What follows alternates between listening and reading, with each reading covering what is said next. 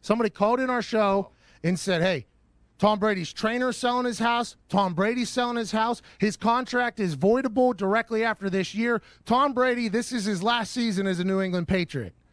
When he said that, we only had like a minute and a half left in the show. So kind of one in one ear, one out the other. I was like, I don't even know what that means. Now everybody's reporting and talking about this. And Schefter's like, well, why is he doing it then? Schefter's yelling on television like Stephen A. Smith. He's like, well, why is this for sale? Why is this for sale? Why is this contract void? What else does that mean? Very interesting to me. And I have no idea if he's going to leave or not.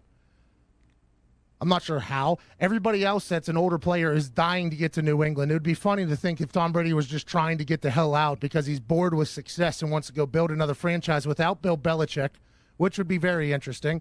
Let's assume they go on and win a lot of games this year, run into the Colts eventually, and just get, snuffed out in a close game there. That'd be nice. That would be nice. Probably up there in Foxborough. In the snow. Quentin Nelson's just railroading folks the whole game, keeping Tom Brady on the sideline, which sets up for an incredible offseason of where's Tom Brady going to go? What's Tom Brady going to do?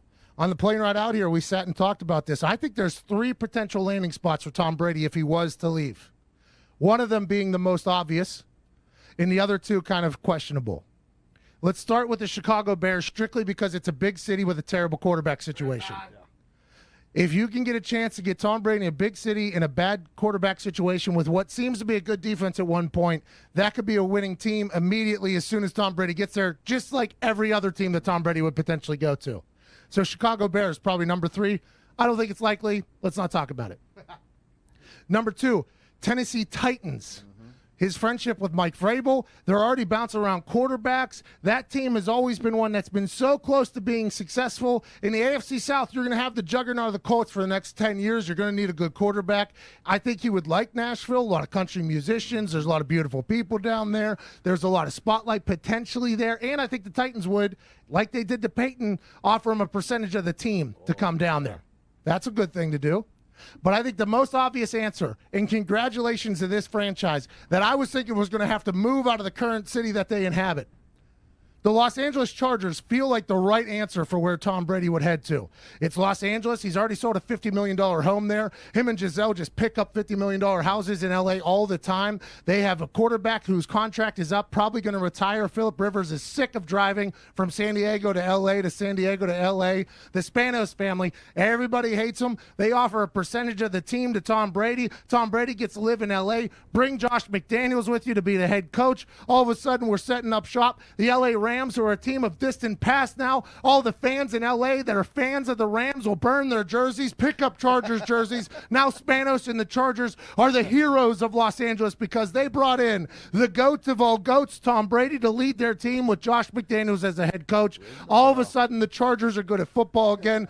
All of a sudden, the Rams are the second team in L.A. And now the Chargers are once again relevant, and I assume on national television at a much more rapid rate. They're selling more than 10,000 tickets. They got everybody out there buying 12 jerseys. They're painting their face with the eye black that Tom Brady does. That's where I think if Tom Brady was to leave New England, where he would go, and it would make sense to everybody if he was to do it. Also get a percentage of that team because that's what Tom Brady does.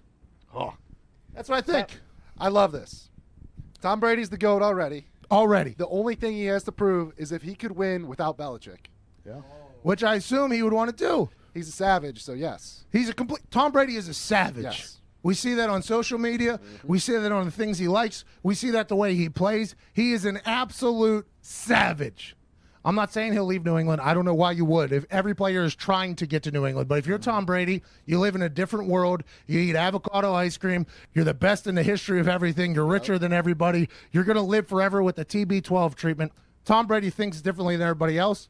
If he ends up as the Los Angeles Charger, he saves a franchise, kind of like a Batman-type situation going into Los Angeles. I mean, that's a quick way to spin your legacy into not only being the greatest of all time, but a savior in a city of angels.